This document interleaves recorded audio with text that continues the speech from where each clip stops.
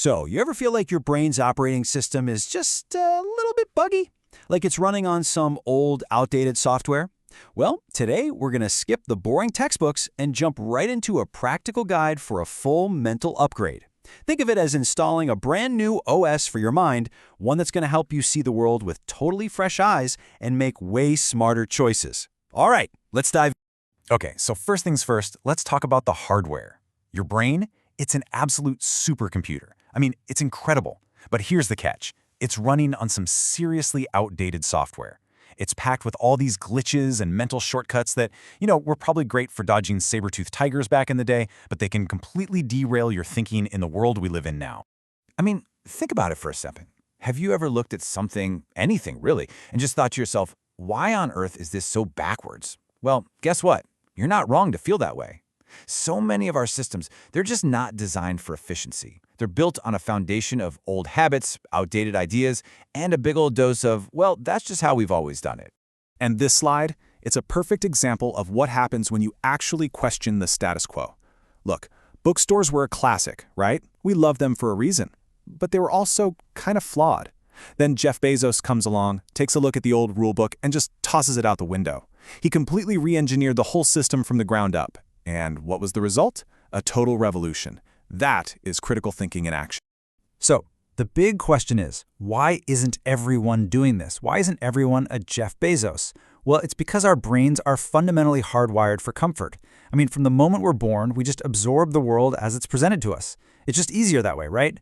We build our entire lives on top of these unexamined beliefs and mental shortcuts. And that, my friends, is the real root of the problem.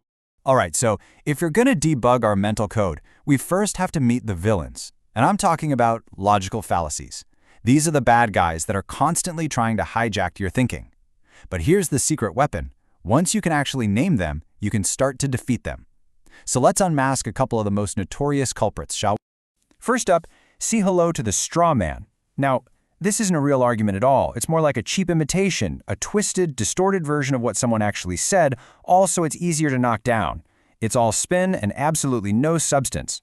So why do people do this? Well, a lot of the time it's just a defense mechanism, really. It's a way to protect their own ego when they feel like their real argument just isn't strong enough to stand on its own. And here is a perfect example of the straw man out in the wild. Picture this. A parent voices a totally genuine, very specific concern about their teenager's safety. And the teenager's response? This completely over-the-top, distorted accusation. They've totally ignored the real point and built this giant straw man. Because, let's be honest, it's a whole lot easier to fight that than it is to address the actual, valid concern their parent brought up. So what do? How do you fight back against this? It's actually pretty simple. You just don't engage with the straw man. Don't take the bait. Instead, you bring the conversation right back to the real issue. Now, this takes what the source material calls intellectual integrity, which is really just a fancy way of saying you're committed to being honest and fair in your arguments, even when it's hard. It's truly the only way to have a real, productive conversation. All right, next up on our list of villains is the appeal to ignorance. And let me tell you, this one is super sneaky. It's basically the idea that if you can't prove something is false, then it must be true. But here's the absolute key. A lack of evidence is not evidence of the opposite. It's just a lack of evidence. That's it. This is such a classic example. Let's break it down. The first part of that sentence is totally true. There is no scientific proof of an afterlife. But that conclusion, therefore there is no life after death, that is a massive logical leap. See, we don't know is simply not the same thing as saying it's definitely not true. So here's your cheat code for spotting this fallacy out in the world.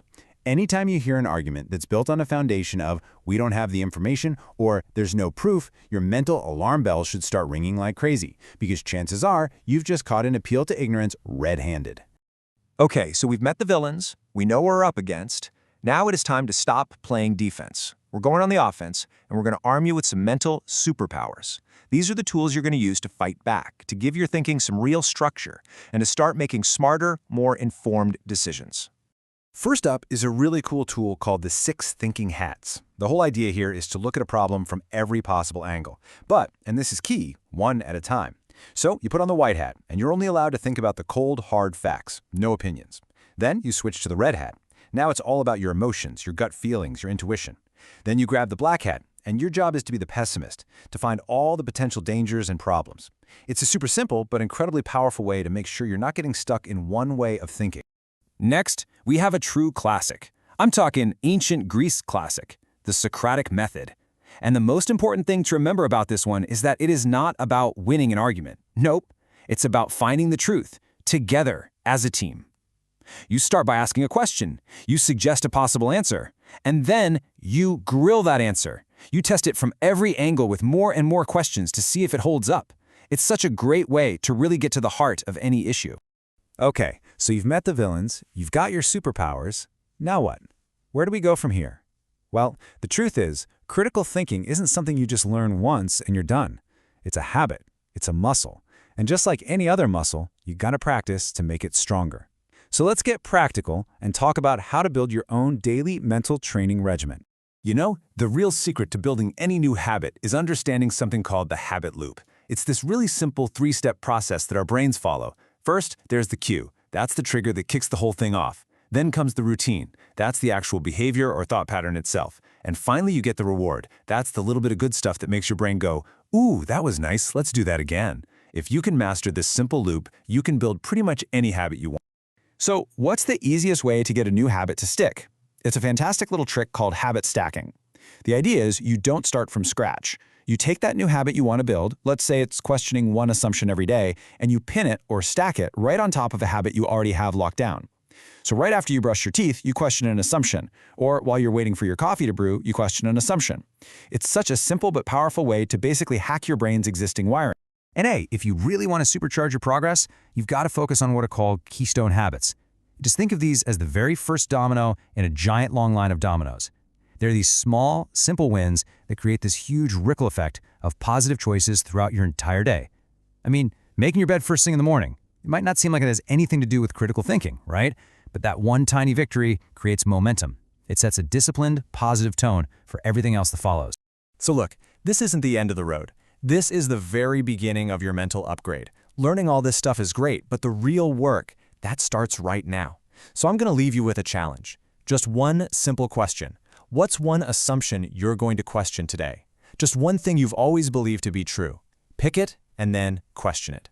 I promise your brain will thank you for it.